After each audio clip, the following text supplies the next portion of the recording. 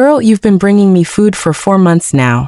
Whenever the boss isn't looking, let me pay you back for that kindness. Tomorrow, don't be the first one to open the diner. Show up late on purpose. Let the manager open the doors. I'll explain everything the day after tomorrow. Maya woke up 5 minutes before her alarm went off. It happened every single morning. For the past year and a half, her body had instinctively learned to wake up at 5:30, as if an internal guard wouldn't let her oversleep for even a second. She stood up carefully from the couch, trying not to let the springs creak, and tiptoed to the window. Outside, the night was still pitch black, with only the street lamp near the porch casting a yellowish glow on the. Enjoying the story? Subscribe for more. Snow-covered yard. Her mother was sleeping in the room behind the thin wall. Maya listened closely. Her breathing was steady and calm. Good. That meant the night had passed without a seizure. After the stroke, every peaceful night felt like a small miracle. 18 months ago, her mother, Mrs. Ruby Hawthorne, could still walk and talk clearly, even trying to help around the house. But a second stroke 3 months ago had left her bedridden. Now her left side was paralyzed. Her speech was slurred, and Maya had become more than just a daughter. She was a caregiver, a nurse, and a provider. Maya washed her face with ice-cold water.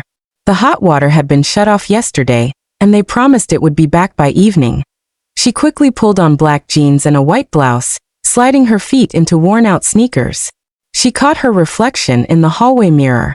A pale face, dark circles under her eyes, her hair gathered into a messy ponytail. She was 26 years old, but looked 35. Maya grimaced and turned away. No time for vanity. There was only a bit of oatmeal and 2 eggs left in the fridge. She cooked the oats, left them in a bowl for her mom, and placed a note next to it. Mama, heat this in the microwave. The pills are in the blue box. Take 2 after you eat. I'll be home at 3 o'clock. Love you, Maya. Her mother couldn't always make out the letters. They often blurred or got tangled, but Maya wrote to her anyway, hoping today might be different. She threw on her old coat, wrapped a scarf around her neck, and stepped out. The elevator had been broken for 2 months, and they lived on the 4th floor, so she had to take the stairs. Outside, the Cleveland winter hit her hard. It was at least 5 degrees.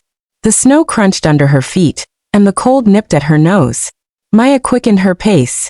It was a 20-minute walk to the Rusty Spoon, the diner where she worked. She had to open it by 6 o'clock. The streets were empty with only a few cars passing by, their headlights cutting through the darkness to reveal snowdrifts and bare trees. She walked the familiar route on autopilot, her mind elsewhere. She was thinking about how the boss promised her paycheck wouldn't come for another week, but her mother needed medicine tomorrow. It was a good thing she sometimes got tips. Yesterday, a man had left $5. It wasn't much, but it was something.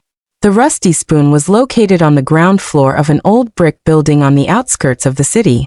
It used to be a regular storefront before the owner bought the adjacent space, tore down the walls, and turned it into a diner. It was spacious enough. 6 tables, a long bar counter, and a kitchen behind a partition.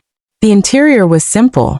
Wooden tables, checkered tablecloths, and framed photos of the city's skyline on the walls. Nothing fancy, but local folks from the nearby apartments kept the place busy. Maya pulled out her keys and opened the door. The air inside smelled like yesterday's gravy and something sweet, likely leftover cinnamon rolls. She flipped the switch and the room flooded with light. She hung her coat in the back room and tied on her apron. The work began immediately. Start the coffee machine, wipe the tables, set the chairs, and check the fridge. It was at least an hour of work before the 7 o'clock opening. As Maya was busy with the tables, someone tapped on the window. She jumped. Who would be here this early? She turned and saw a familiar figure. It was Silas Thorne, a homeless man who had been living in the nearby alley for the past few months. He was tall and hunched, wearing a tattered army jacket and a beanie that barely covered his graying hair. His face was weathered and red from the frost, but his eyes were sharp and clear, not bloodshot like many others on the street. There was something different about Silas, something attentive. Maya waved and pointed toward the back door. A minute later, Silas was standing at the service entrance, shivering. She quickly dashed to the kitchen, filled a plastic container with yesterday's beef stew, added 3 slices of bread, and 2 leftover muffins. The owner, Garrett Vance, strictly forbade giving away food. It's a write-off. Everything has to be disposed of according to the rules, he would yell. He had caught her once with a bag of scraps. But she did it anyway. She had been feeding Silas for 4 months. Ever since she first saw him scavenging in the dumpster behind the diner. She cracked the door open and handed him the container. Silas took it with both hands and nodded. "Thank you, girl. God bless you." "Don't worry about it," Mr. Thornmia whispered. "Eat up while it's still warm. The Lord will reward you for your kindness," he said, always with that old-fashioned solemn tone. Maya was embarrassed at first, but she got used to it. Silas wasn't like the others. He didn't drink, didn't swear, and carried himself with dignity. Once she asked how he ended up on the street. He simply said, "Life happens," and never spoke of it again. "You stay safe out there," Maya said. "It's freezing today. Maybe find a shelter. I'll find a spot. Don't you worry. You take care of yourself. How's your mother?" "Same as always. She needs meds, but money is tight." Silas looked at her for a long moment, as if he wanted to say something more, but he remained silent. He nodded once more and disappeared into the shadows of the yard.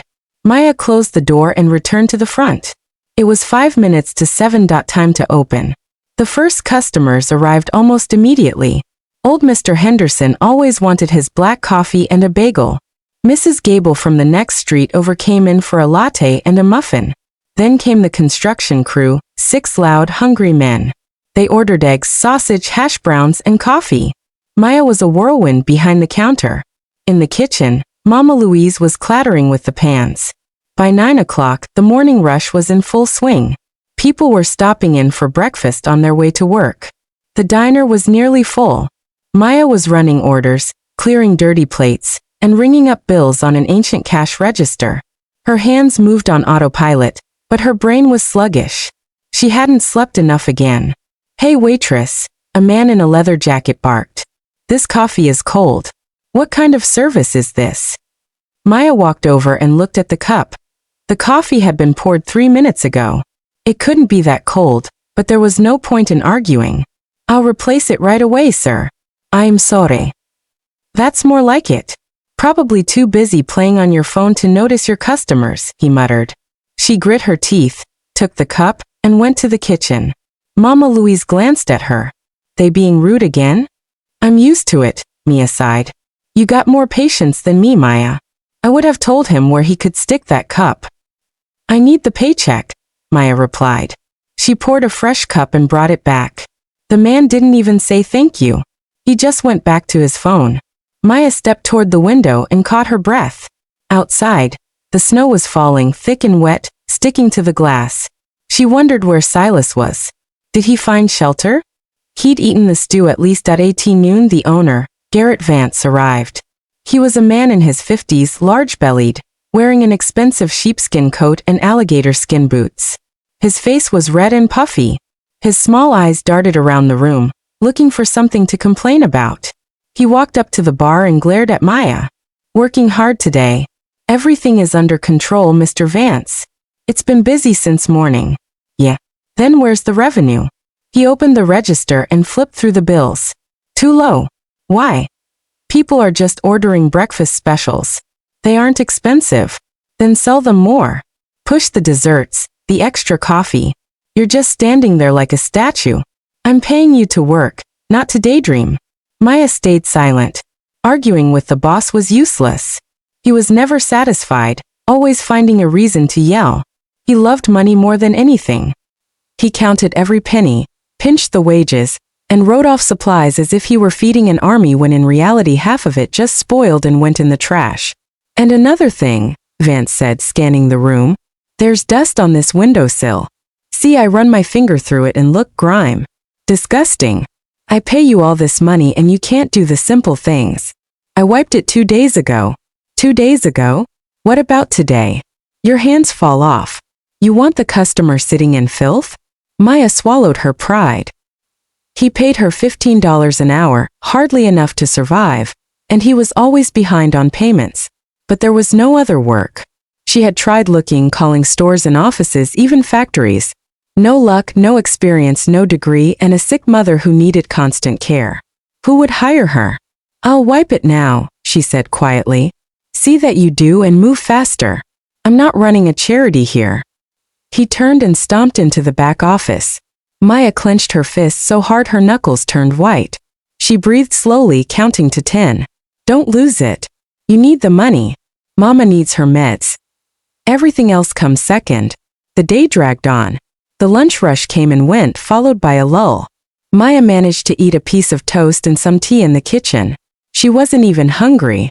Her stomach was tied in knots from exhaustion. Her legs were throbbing and her back ached. She sat on a stool, leaned against the wall and closed her eyes. Just 1 minute of rest. Maya! Mama Louise barked from the kitchen. Orders up. Table 3. She jumped up, grabbed a plate of grilled chicken and ran. And so it went until evening. Rush orders customers. Snorts at 3 o'clock her mother called. She slurred something into the phone and Maya could barely make it out. Medicine out. Mia's heart skipped a beat. She ran to Vance's office. Can I leave a little early today? My mom needs her prescription filled urgently. Leave early. The shift is until 6 o'clock. Who's going to cover for you? Please, Mr. Vance. My mom is sick. She's in a bad way. Everyone's got problems. Maya, look at me. Taxes, rent, payroll. You think it's easy?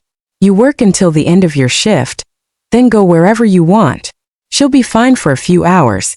Don't ruin my schedule. Maya backed away, her eyes stung with tears, but she held them back. She went back to the floor and kept working. One thought circled her mind. Get there in time. She had to get to the pharmacy before it closed. If she didn't, her mother would spend the night without her blood pressure meds. And that was dangerous. Her pressure could spike and another stroke could happen. At 6 o'clock sharp, she bolted out of the diner without even changing.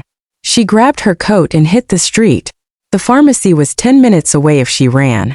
Maya ran, ignoring the icy patches on the sidewalk, nearly slipping but catching herself. She burst into the pharmacy, gasping for air. A young pharmacist was behind the counter, flipping through a magazine. I need Capitine 2 packs. Got a prescription? Yes, right here. Maya handed over a crumpled piece of paper. The pharmacist took her time looking it over, then walked into the back. Mia shifted from foot to foot, counting the seconds. The girl returned with 2 boxes. That'll be $42. Maya pulled out her wallet and counted every cent. $43. All she had left until payday. She paid, grabbed the medicine and ran home. Her mother was lying in bed, breathing heavily. Maya rushed to her, hugged her and kissed her forehead. It's okay, Mama. I have the medicine.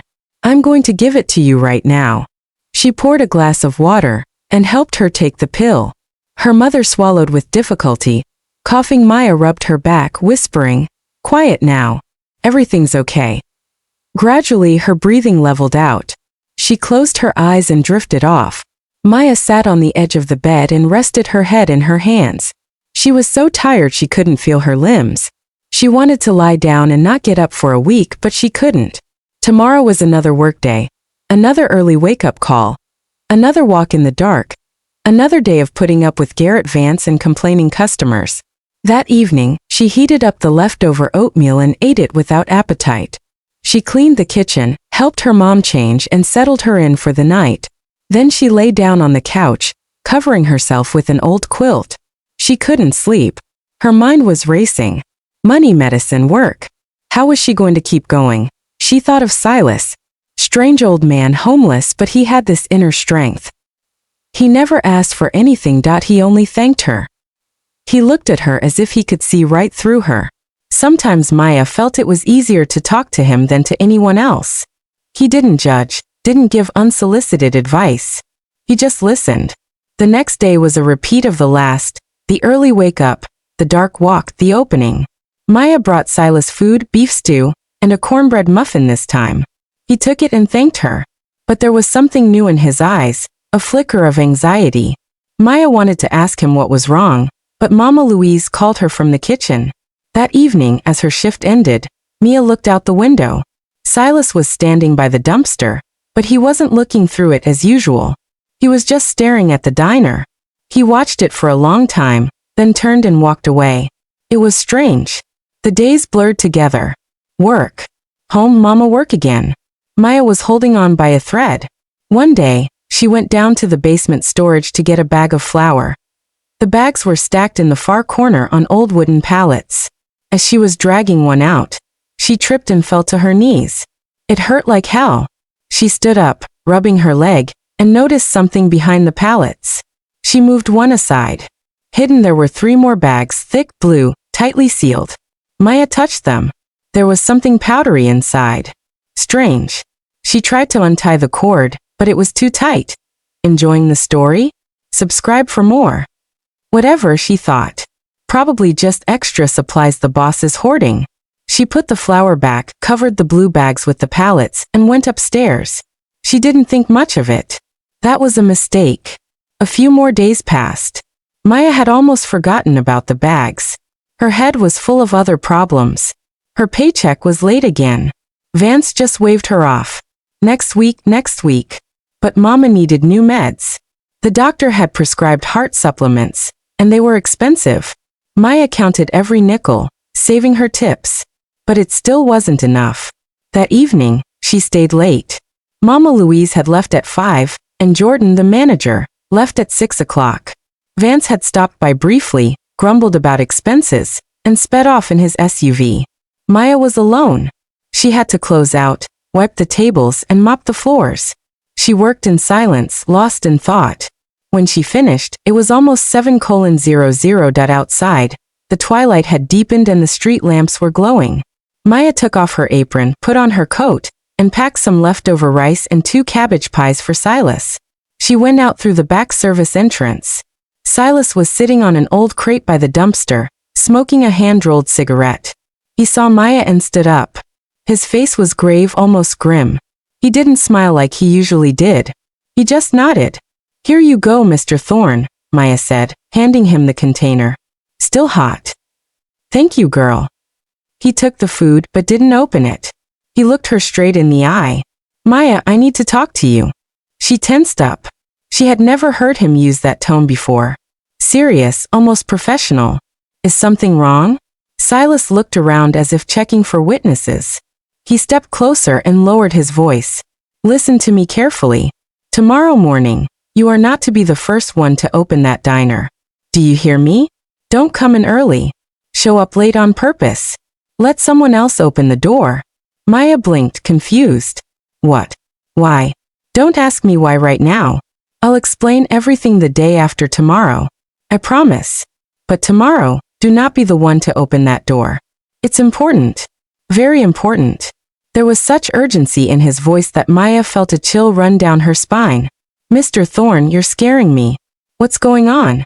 Do you trust me?" She thought about it for a second. It was a strange question. Did she trust a homeless man she'd known for 4 months? But something deep inside said yes, she did. She didn't know why, but she trusted him. "I trust you," she nodded. "Then do as I ask. Tomorrow, don't be the first one there. Be late. Make up an excuse. Tell them your alarm didn't go off or your mother had a rough night. Any lie will do, but let someone else turn that key, not you." Maya stared at him, trying to understand. Silas was more serious than she had ever seen him. In his eyes she saw fear, but also a fierce determination. "Okay," she said slowly. "I'll try to be late, but you promise to explain." "I promise. I'll tell you everything the day after tomorrow." He turned and walked away toward the abandoned warehouse where he usually slept. Maya stood in the yard clutching the keys to the diner. The cold was biting, but she didn't move. She wondered what that was about, why such a strange request, and why she suddenly felt so afraid. All the way home, she couldn't shake the feeling of dread. Something was wrong. She remembered how Silas had been watching the diner lately, and she remembered those blue bags in the basement. What was in them? Why had Vance been so nervous lately? He'd been coming in more often, checking things, whispering on the phone. At home, her mother was already asleep. Maya quietly undressed and lay on the couch, but sleep wouldn't come. She tossed and turned, listening to the sounds outside. Her mind was a mess. Silas's voice echoed. "Don't be the first one." Why? What could happen? She remembered his hands, strong with thick fingers, working hands, and his posture. There was something military about it. His back was straight, his walk precise, despite his years on the street. Who was he? Where did he come from? Toward morning, she finally drifted off, only to be jolted awake by her alarm at 5:30. She got up, washed and dressed. But as she was about to leave, she remembered Silas's words. She stood in the hallway torn. On one hand, the mysterious request of an old man, on the other her job. If she was late, Vance would throw a fit, maybe even fine her, and she desperately needed the money. But something inside whispered, listen to him. Trust him. Maya stood there for 2 minutes, then decisively took off her coat, lay back down on the couch, and set her alarm for 7 o'clock. She would be an hour late hours. Let Jordan open the place. She was the manager and had the keys too. Maya closed her eyes, but she didn't sleep. She just lay there counting the minutes. Her heart was pounding. Meanwhile, Silas hadn't slept for 2 nights. He was sitting in the basement of the abandoned warehouse, wrapped in an old blanket. A single candle flickered nearby. Silas watched the flame and thought. 2 nights ago he couldn't sleep. His back was aching and a cold was setting in. He was lying on his mattress when he heard a car door slam. Silas tensed up. No one came into this yard at 3 o'clock in the morning. He stood up and peeked out the basement window. A black SUV was idling outside. He recognized it as Garrett Vance's car. 3 men got out. Vance in his sheepskin coat and 2 others, tall, broad-shouldered men in leather jackets. He couldn't see their faces in the dark, but their movements were quick and professional. Silas's instincts flared that he hadn't served 8 years in the army for nothing. You don't forget things like that. He'd been in the combat engineers, explosives, and demolition. His nose for danger was still sharp. He crouched by the window and watched. The 3 men walked to the diner. Vance opened the door with his key. They went inside but didn't turn on the lights. 5 minutes later, Vance came out, got in his car, and drove off. The other 2 stayed inside. Silas put on his jacket and crept out of the basement. He moved silently, hugging the shadows until he reached the diner. He knew there was a service door on the side. He got close. The door was slightly ajar, likely left that way so they could slip out unnoticed. Silas stood against the wall and listened. Voices drifted from inside, low but clear. It'll trigger tomorrow morning. A deep raspy voice said. You sure? The younger one asked. 100%. The device is under the threshold. Opening the front door sets it off. It won't be a massive blast, but it'll be enough. The gas man is right there. They'll write it off as a leak. And the waitress is always the first one here. Every day at 6 o'clock, she opens it alone. Vance checked. The younger man chuckled. Kind of a shame. She's young to don't be stupid, the raspy voice replied. She stumbled onto the stash in the basement. Vance saw her poking around. Sooner or later, she'll figure it out and talk. We don't need witnesses. This is the cleanest way. An explosion means an accident. The cops will poke around, find nothing, and close the file. We'll move the product before the real investigation starts. Clean and simple. Silas felt a chill that had nothing to do with the winter air. They were going to kill Maya. The girl who had fed him for 4 months without asking for a thing. The kind, struggling girl with the sick mother. He backed away from the door, his heart hammering in his chest. He had to do something. But if he went to the cops, who would believe a homeless vet? They'd think he was crazy or worse involved. He went back to his basement and sat on his mattress thinking. He remembered everything he knew about military tactics, about explosives, about how these devices worked. He was a sapper, a good one. He'd cleared mines and IEDs in the Gulf. His hands remembered, his head remembered, a plan formed by morning. He would wait for those 2 to leave. Then he would warn Maya to stay away, and he would call the police anonymously. He'd tell them there was a bomb in the diner. The bomb squad would come, disarm it, and let the detectives handle the rest. But he had to be careful. If those 2 saw him, they'd kill him without a second thought. Around 5 in the morning, the men left the diner. Silas watched from his window. They closed the service door, got into an unmarked black car, and drove away. Silas waited another 30 minutes, then went out. He checked the front door from the outside. Nothing visible. The device was definitely under the threshold inside. Clever. He went back to the warehouse and pulled out an old cell phone he hadn't used in years. He'd bought it 3 years ago when he still had a little money. It was dusty and the battery was nearly dead, but it had enough juice for one call. Silas dialed 911. Emergency services. What is your location? The Rusty Spoon Diner on West Avenue, Building 12. There's an explosive device set to go off when the door opens. Check it now. Sir, wait. Who is this? Silas hung up, pulled out the SIM card and hid the phone. Now all he could do was wait and hope Maya listened to his warning. He remembered her face, pale, tired, but kind. She never looked at him with pity, only with respect. She always asked how he was doing, always brought him food while risking her own job. People like her were rare. Silas couldn't let her die. It would be a betrayal. He had betrayed too much in his life, himself, his family, his oath. But today he could fix one thing. He could save one life. Maybe then his own life would finally have meaning again. He sat in the dark and prayed. He hadn't prayed in 20 years, but now he whispered the words his grandmother had taught him. Lord, have mercy. Save her. Maya woke up at 7 o'clock to her phone ringing. It was Jordan, the manager. Maya, where are you? Why didn't you open up? I've been standing out here for half an hour. I'm so sorry, Jordan, Maya said, her voice sounding appropriately guilty. My alarm didn't go off, and Mama had a rough night. I'm leaving now. I'll be there in 20 minutes. Maya, this is irresponsible. I can't be doing your job for you every morning. I know. I'm sorry. It won't happen again. Jordan grumbled and hung up.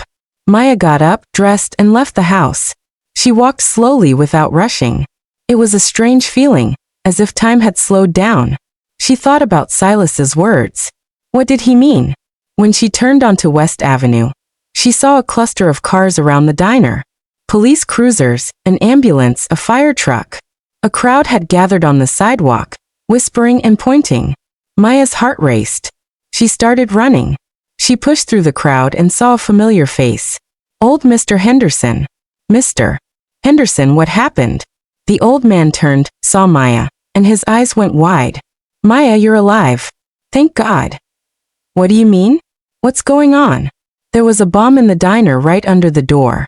The police showed up out of nowhere. The bomb squad said someone called it in anonymously.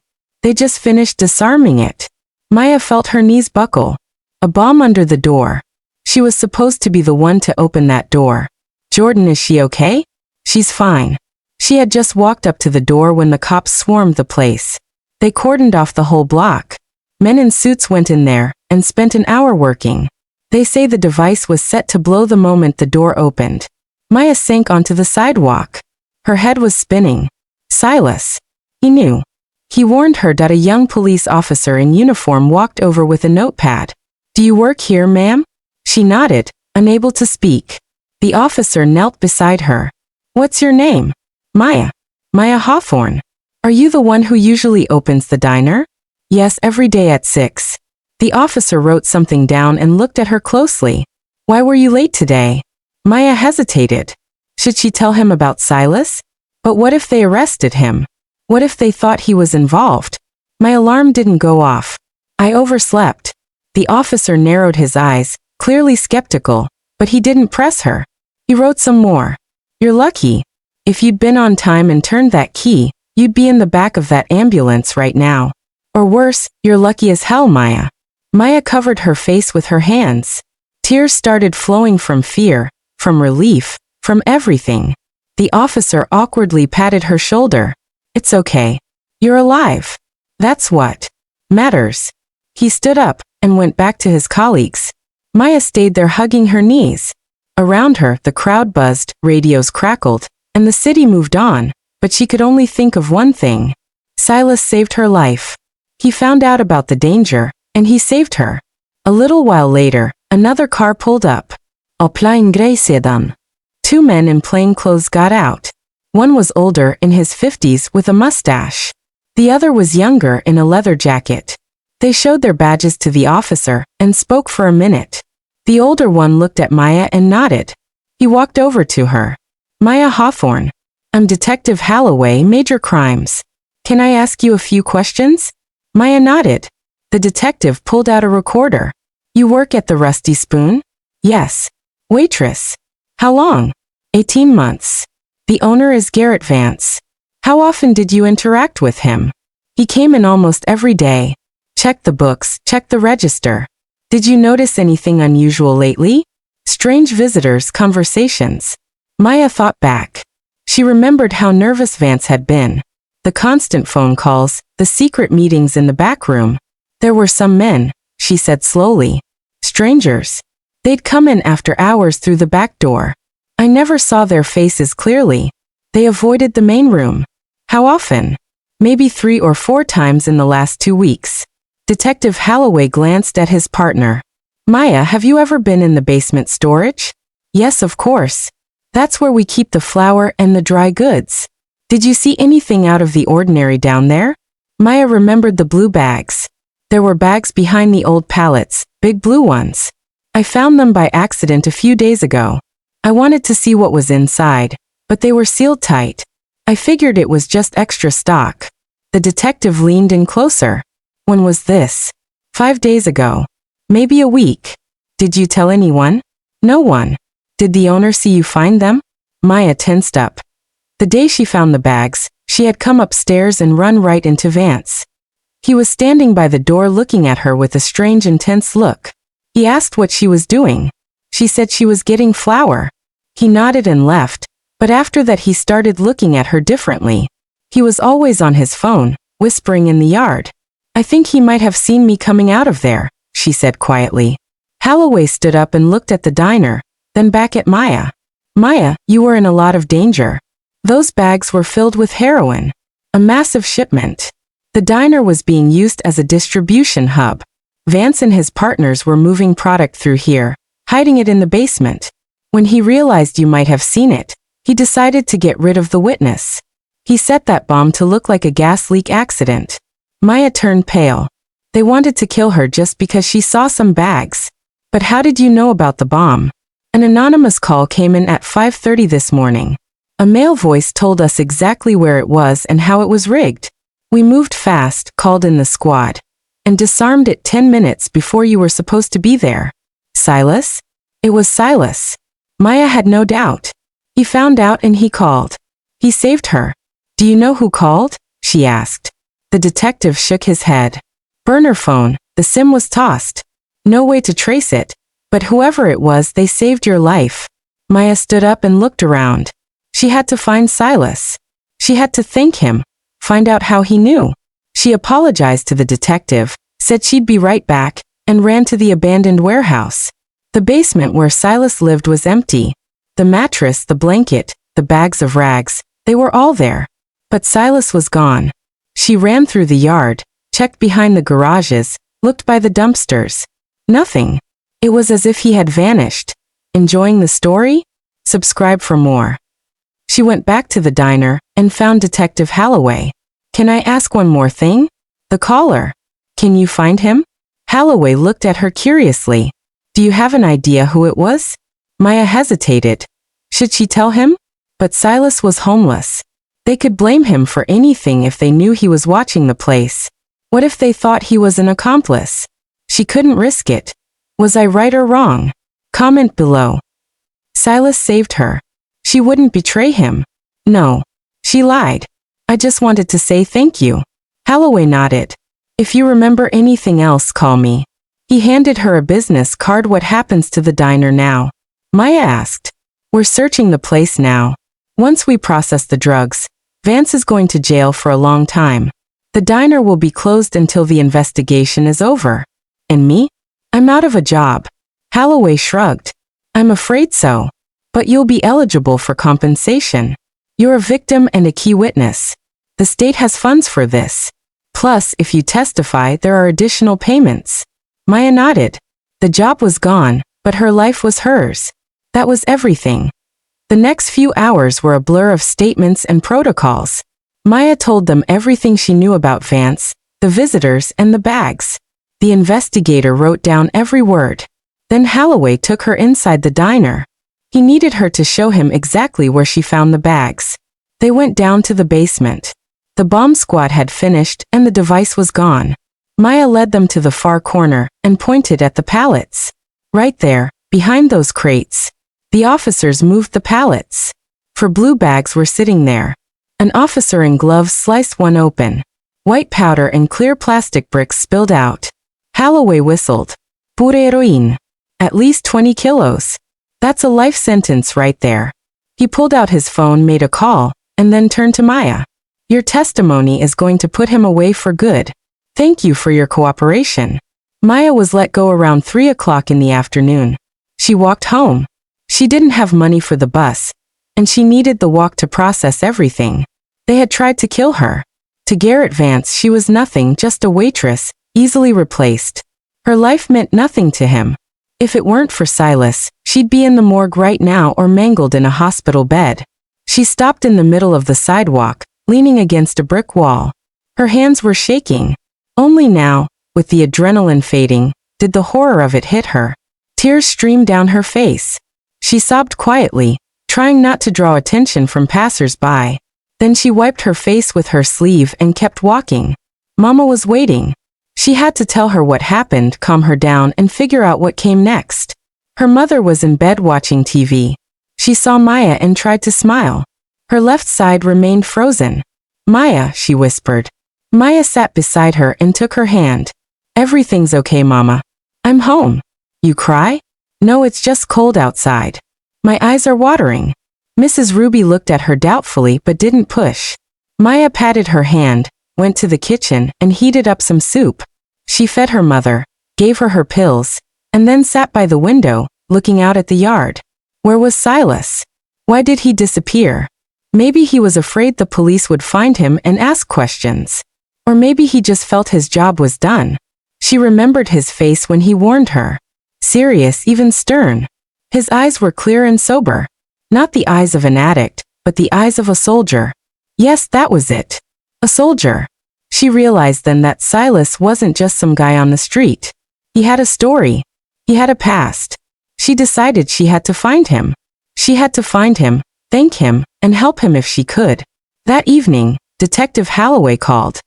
Maya, I wanted to let you know that we picked up Garrett Vance. He's been charged with drug trafficking and attempted murder. We're still looking for his associates, but we'll get them. Your testimony was vital. And about the compensation, you need to come to the district attorney's office to file the paperwork. You're looking at a significant sum, at least $50,000 for emotional distress and cooperation. $50,000. Maya nearly choked. That was a fortune to her. With that money, she could buy her mother's medicine for years, pay off their debts, and even save for the future. Thank you, she whispered.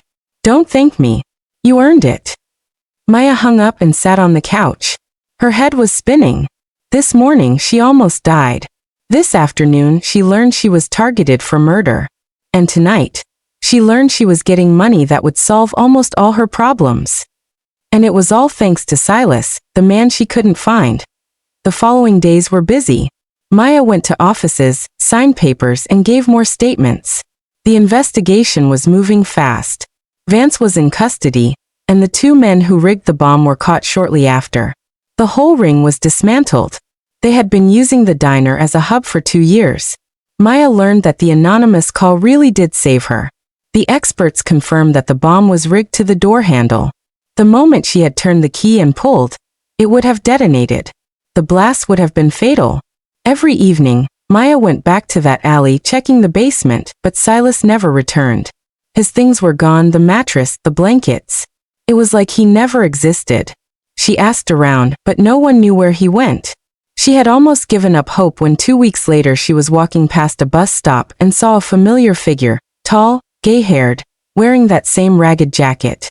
Silas was sitting on the bench, staring into the distance. Maya ran to him and stopped right in front of him. He looked up and a flash of surprise crossed his face, followed by a warm, genuine smile. "Girl," he said softly. "Mr. Thorne."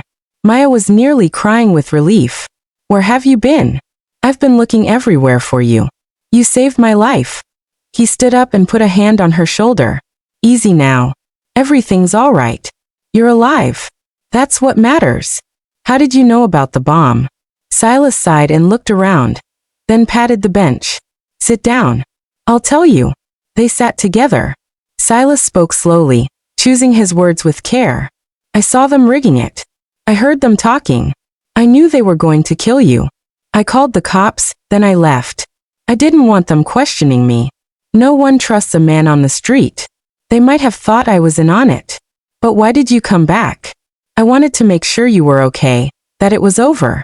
Maya looked at him at the deep wrinkles on his weathered face, his tired but intelligent eyes. She knew she had to know the truth. Mr. Thorne, who are you? How did you know how to spot something like that? A regular person wouldn't have known. He was silent for a long time. Then quietly, I was a combat engineer. 8 years in the army, 2 tours in the Gulf. I cleared mines, IEDs, you name it. That's how I knew. And how did you end up here? Silas's jaw tightened. He was silent again, but then the words started pouring out. My wife died. Cancer. I was deployed and I didn't get to say goodbye. I started drinking, got discharged. My son turned his back on me, said I was a disgrace. I lost the house, drank through the savings, woke up at a Greyhound station with nothing. Been out here 4 years. Maya took his hand, old, calloused and trembling. You saved my life, Mr. Thorne. I am so grateful to you. I'm going to help you. I promise. He looked at her surprised. Help me? How? I don't know yet, but I'll find a way. 3 days later, Maya met with Detective Holloway again. When the formalities were over, she gathered her courage. Detective, if someone helps solve a crime, can they get help from the state? Holloway raised an eyebrow. Depends on the situation. Who are we talking about? Maya hesitated, then went for it. The anonymous caller, the one who saved me. I know who he is. Holloway sat up straight. Who? His name is Silas Thorne. He's a veteran, a combat engineer. He was living in the alley near the diner. He saw everything and called it in. He's the reason I'm standing here. Holloway frowned. A veteran. That changes things. If he really helped break the case, we can get him a reward from the department. Plus, if he's a vet, there are programs, rehab, housing. I need to check his records. Maya felt a surge of hope. Can you really help him? If he gives a formal statement and confirms his role, yes, bring him in. We'll talk.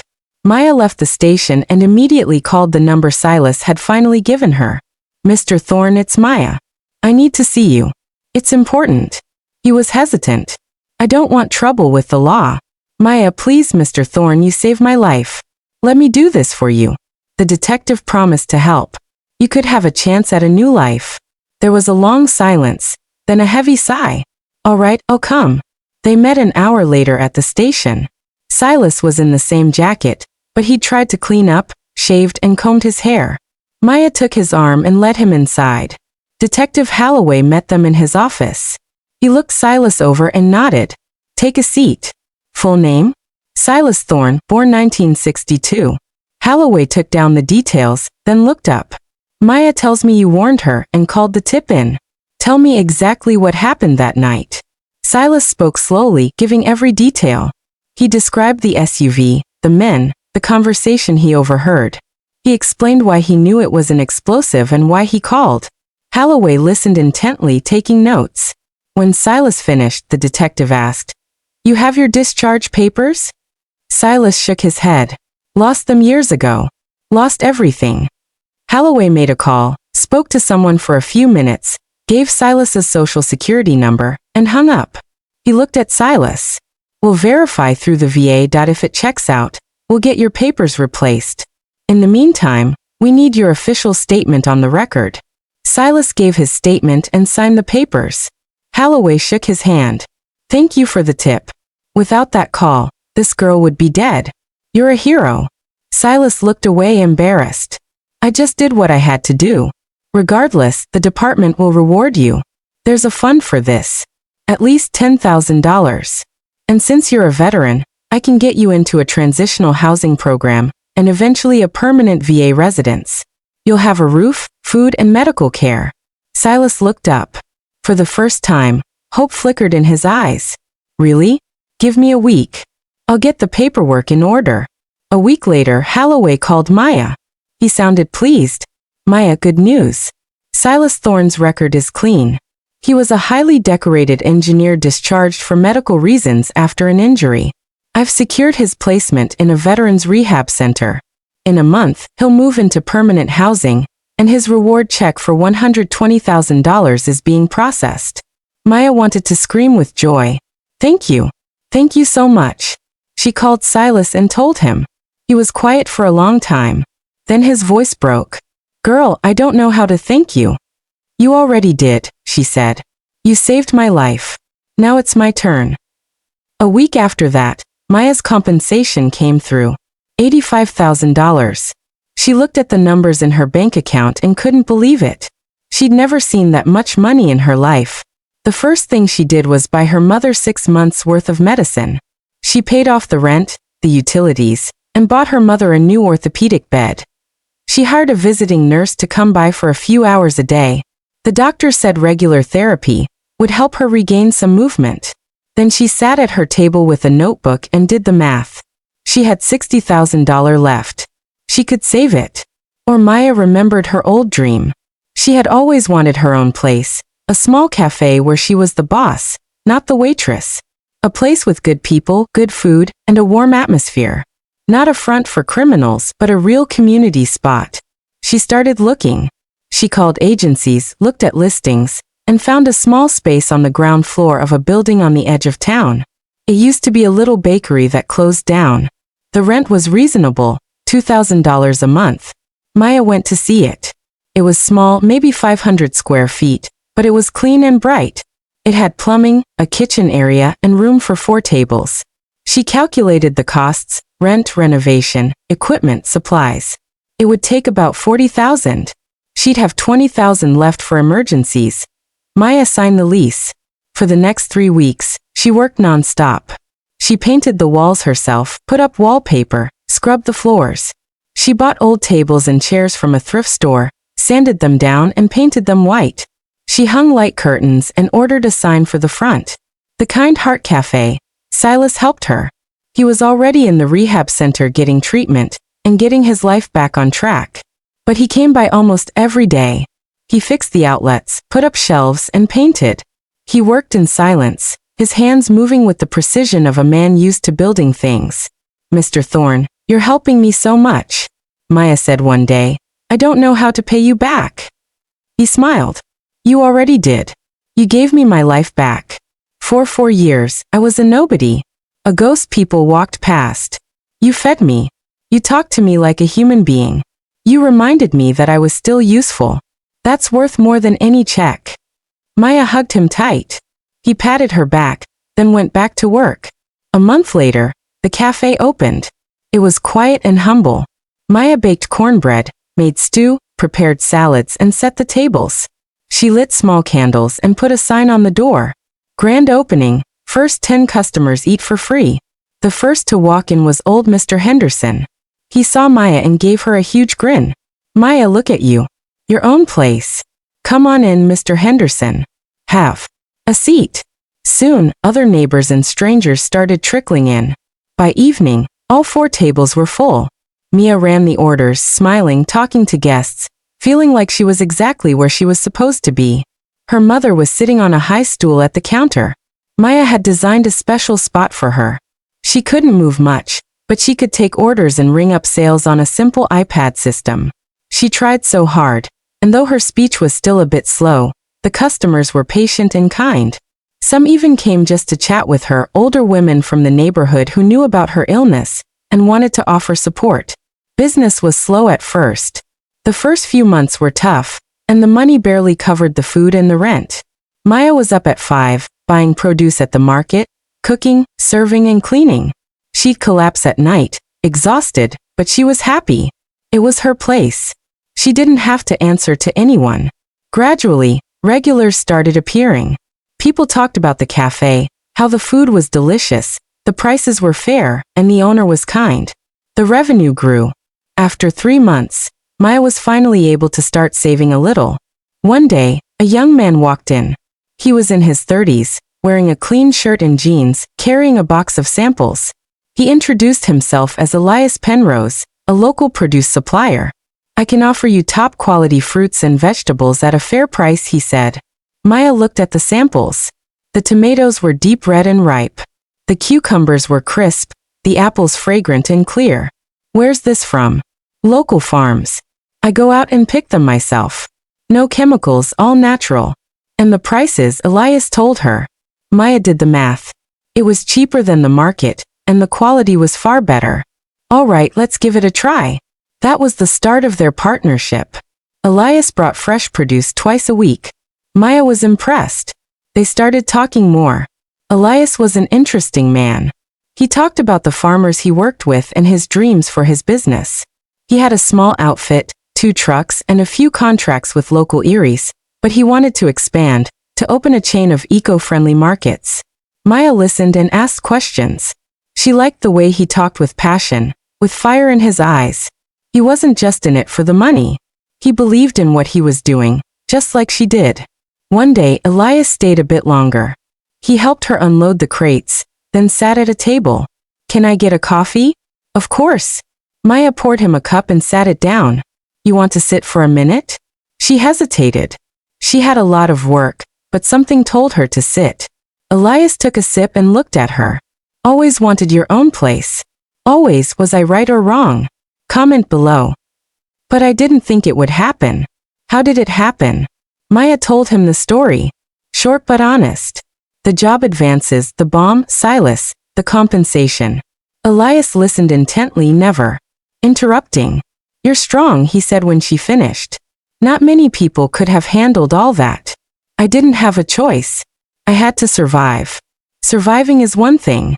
Building something of your own out of nothing is another. You're incredible, Maya. Mia blushed. It had been a long time since anyone had complimented her like that. Elias finished his coffee and stood up. I have to go, but can I stop by again? Not for business, just to talk. Of course, Ma smiled. From that day on, Elias came by more often. Sometimes in the morning before his rounds, sometimes in the evening when her shift ended. They drank coffee and talked about life, plans, and dreams. Maya talked about her mother and the struggles of running the cafe. Elias shared his own stresses. Business wasn't always easy. There were debts and supplier issues. Gradually, a bond formed, not romantic at first, just a deep human connection. They understood each other. One day, Elias arrived with a bouquet of daisies, simple wild ones. He handed them to Maya. This is for being you. Maya took the flowers and held them close. Tears pricked her eyes. Thank you, Elias. Maya, I want to say I like being around you. You're special. You're kind. You're strong. You're real. I haven't met anyone like you in a long time. She looked at him and saw the sincerity in his eyes. She realized she liked him too very much. I like being with you too. That was the beginning of their story. They didn't rush. They built their relationship slowly. They walked in the evenings after the cafe closed, went to the movies, and spent time in the park. Elias met Maya's mother, and she took to him immediately. She could tell he wouldn't hurt her daughter. 6 months later, Elias proposed, not in a fancy restaurant, but right there in the cafe at the table where they always sat. He pulled out a small box and opened it. Inside was a simple ring with a small stone. Maya, I want to be with you forever. Will you marry me? She looked at him, then at the ring, and felt her heart swell with happiness. Yes, Elias. Yes. The wedding was small, held in the cafe among friends and family. The tables were pushed together and decorated with flowers. They baked pies and shared a meal. Maya's mother sat at the head of the table, smiling. Her condition had improved significantly over the year. She had even learned to speak more clearly. The guest of honor was Silas. He had moved into his permanent VA residence 3 months prior. He was sober, healthy, and looked like a different man. He wore his old dress uniform, which the VA had helped him recover with his medals pinned to his chest. When everyone was gathered, Silas stood up and raised his glass. The room went quiet. I want to say a few words, he began. His voice was steady and strong. I've lived a hard life. I've seen war. I've felt loss. And I've hit rock bottom. For 4 years, I was a ghost, a homeless old man that people stepped over. I lost hope. I lost faith in people. And I lost faith in myself. Was I right or wrong? Comment below. And then one day, A girl who was barely making it herself started bringing me food. Not out of pity, but out of kindness. She talked to me like a man. She didn't walk past. And when trouble came, I realized I couldn't let her die. This girl gave me back my dignity and I saved her life. We saved each other. He paused, swallowing hard. There were tears in his eyes. Maya, Elias, I wish you nothing but happiness. Take care of each other. And remember, kindness always comes back. It always finds its way home. The guests cheered and clapped. Maya walked over to Silas and hugged him tight. He patted her head and whispered, "Be happy, girl." After the wedding, life settled into a beautiful rhythm. Maya and Elias rented a 2-bedroom apartment nearby, and Mrs. Ruby moved in with them. Ma still cared for her, but they had help now. Elias had hired a caregiver for half the day. The cafe was thriving. Elias helped with the supplies and the books. They were a team. A year later, they opened a second small cafe in the next neighborhood, then a third. The business grew steadily, built on the same principles as the first. Silas worked as their security consultant. He came by once a week, checked the premises, made sure the exits were clear, and the alarms were working. Maya paid him a small salary, but for Silas, it wasn't about the money. He felt needed. He felt useful. One evening, the three of them were sitting in the first cafe. Maya, Elias, and Silas drinking tea and eating pie. Maya said, "You know, sometimes I wonder what would have happened if that bomb hadn't been there." "You'd still be working for that crook," Elias said, "breaking your back for pennies. And I'd still be in that basement," Silas added, "drinking myself to death. I probably wouldn't have made it another year." Maya shook her head. Fate is a strange thing. A terrible event turned into our salvation. It wasn't fate, Silas corrected her. It was kindness. Your kindness started the whole thing. You fed me without expecting anything back. I paid you back by saving you. You helped me get on my feet. Now I help you. This is what life is supposed to be. People looking out for one another. Elias nodded. The old man is right. Kindness always returns. Maya took their hands, Silas's wrinkled, warm hand, and Elias's strong, steady one. She squeezed them tight. "Thank you both for everything." They sat together, talking about the future. Outside, the snow was falling, quiet and soft. Somewhere out there, the city was moving, busy, harsh, and sometimes unfair. But here inside the kind heart, there was only warmth, comfort, and love. Maya looked at the two most important men in her life. The old man who had become like a father and the husband she was building a future with. She realized that life is hard, but it is beautiful because there is room for good. And that good once planted will always grow and return 100-fold. 2 years later, Maya and Elias had a daughter. They named her Hope. They asked Silas to be her godfather. The old man cried when they told him. "Me?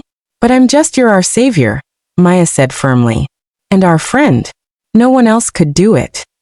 At the baptism, Silas held little Hope in his arms, looking at her with such tenderness that it took Maya's breath away. The old warrior who had seen war and lost everything had finally found a family again. That if this story made your heart race, if it left you sitting there in silence, then you already understand something most people try to ignore. Truth doesn't knock politely. It explodes. Stories like this aren't just drama. They're reality for so many people living behind closed doors. The perfect photos. The smiling holidays. The we're fine conversations. And then one day, everything cracks. Maybe while you were listening, something felt familiar. The late nights. The sudden distance. The unanswered questions. That quiet voice in your head telling you something wasn't right. That voice matters. Because when the truth finally comes out, it doesn't just expose someone else's lie. It forces you to see everything clearly. And clarity can be painful. But it can also be power. If you've ever had your world flip upside down in a single moment, you're not alone. And you're not overreacting. Betrayal changes people. It changes how you trust, how you love, how you guard your heart. That's why Selenia Tales tells these stories exactly as they happen, raw, unfiltered, and real. No softellis. No protecting the guilty. Just the moment the truth detonates.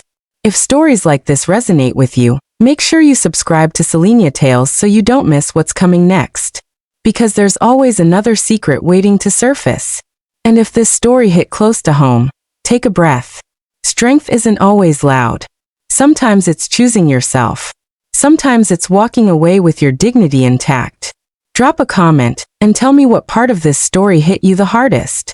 And don't forget to subscribe because the next story might feel even more real than this one. This is Selenia Tales, and the next truth is closer than you think.